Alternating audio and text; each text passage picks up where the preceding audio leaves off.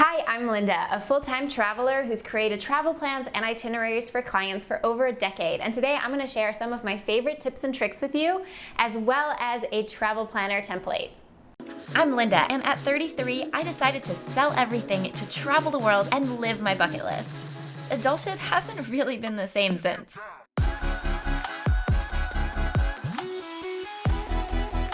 This is part of my short video series that should only be about 2 minutes, which I don't think I've ever achieved, but yeah, this is gonna be really difficult because there's lots to get through, so let's get going.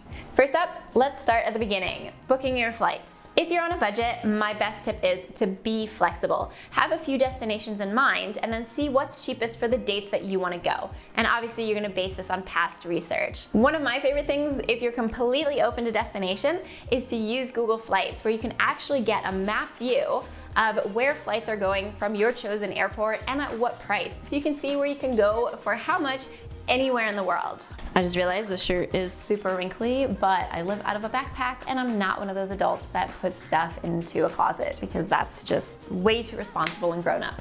So this is why I look like a mess. Oh well, moving on. Next up, let's talk about how to pick the best accommodation for your budget, because besides flights, this is going to be the second largest chunk of your budget. There are 3 categories that I use to determine the best accommodation for my budget. The very first one is location. You want to make sure that you pick something that's going to make it easy for you to get around and see the things that you want to see. Because basically, you want to make sure that you get to make the most use of your time while you're there, and you also want to be in a safe neighborhood.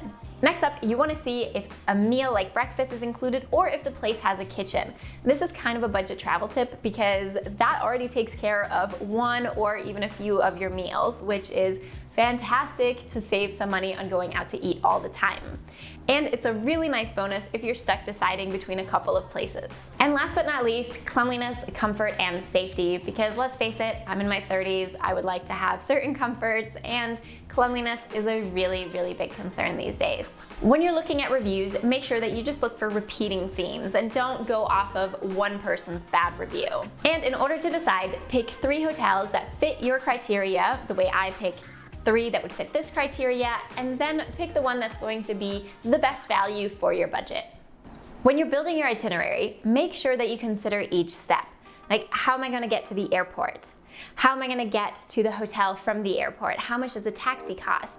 How much local currency am I going to have on me? And where am I going to go exchange it? So these are all of the things that are going to make it so much easier and more relaxing for you once you're there if you've thought about them beforehand. So be as specific and detailed as you can in the planning process. And one of my personal favorite tips is make sure that you actually leave some room in your itinerary for some unexpected and spontaneous adventures. Some of the best times I've had is simply asking a taxi driver or talking to a local and getting an insider tip, and then making sure that I have room in my plans for doing that. All right, and let's talk about activities and how to make the most of your time. Always think about what's most important to you when you're planning these. And by that, I mean, what do you usually remember from a trip? You know, is it the food? Is it the new restaurants you tried? Is it something new that you learned? Is it a sport that you did?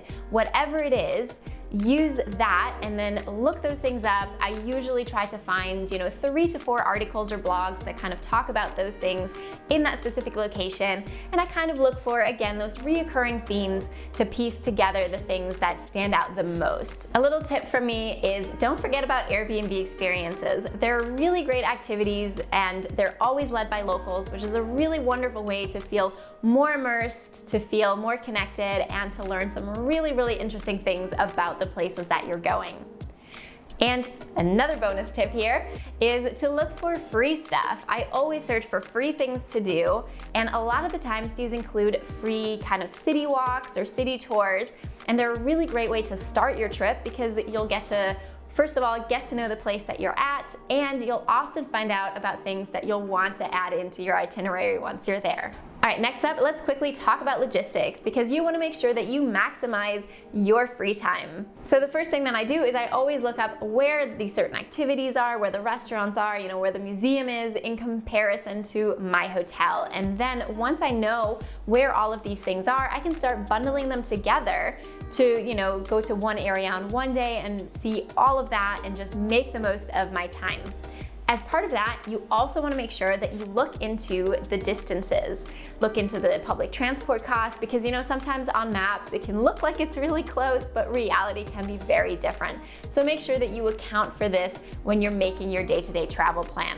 And of course, if you're traveling by car, don't forget to look into parking options and how much it will cost to park. And last but not least, a little safety tip is if you're arriving into a new city or country late at night, and for example, you're a solo traveler like I often am, one of the best things that I like to do is arrange a transfer with the accommodation that I've booked, because that way, there's no guessing and you'll have peace of mind when you get there, because that's what all this travel planning is for. That's why we're doing this, so that we can have the most peace of mind about going on our trip, and as soon as we get to go, we can shut off, we don't have to think about anything, and we can just enjoy every single moment of the new adventure, of the new travel destination. Make sure you check the link in the description to get my free travel planner template, and until next time, be good to one another, be good to our planet, and keep adventuring.